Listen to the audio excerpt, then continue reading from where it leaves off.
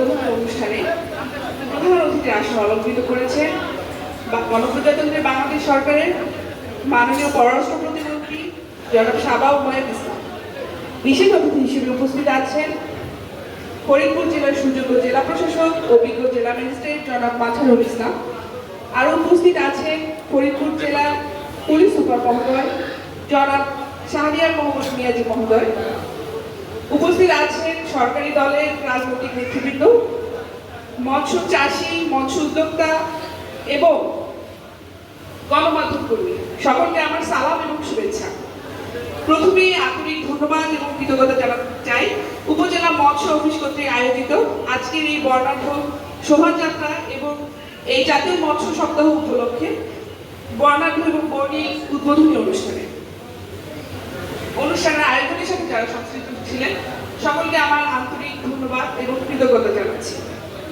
বাঙালিরা ছিল আগে মাছে ভাতে বাঙালি, সেই জায়গায় আমরা এসে গেছি ডাল ভাতে বাঙালি।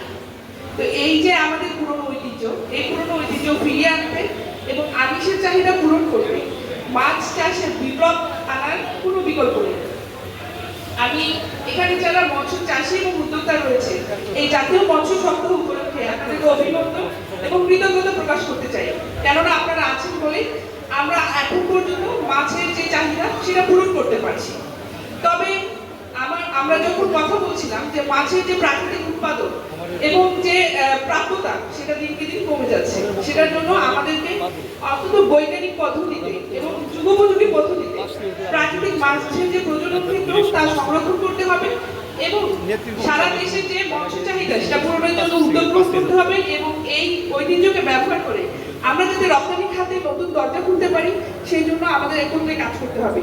সেই জন্য প্রয়োজন আমাদের মৎস্য চাষী, মৎস্য দপ্তরের কর্মকর্তা, বিপণন ক্ষেত্রে যারা আছেন তারা এবং সরকারের যারা এই সংশ্লিষ্ট বিষয়ে কাজ করছেন সকলে একটি ঐকান্তিক প্রচেষ্টা এবং একত্রে কাজ করার প্রয়াস।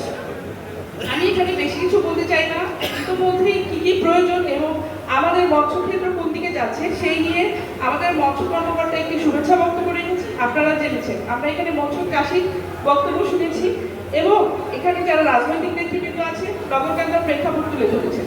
তাই সকলকে আন্তরিক ধন্যবাদ এবং কৃতজ্ঞতা জানিয়ে আমি আমার বক্তব্য শেষ করছি। সকলকে ধন্যবাদ।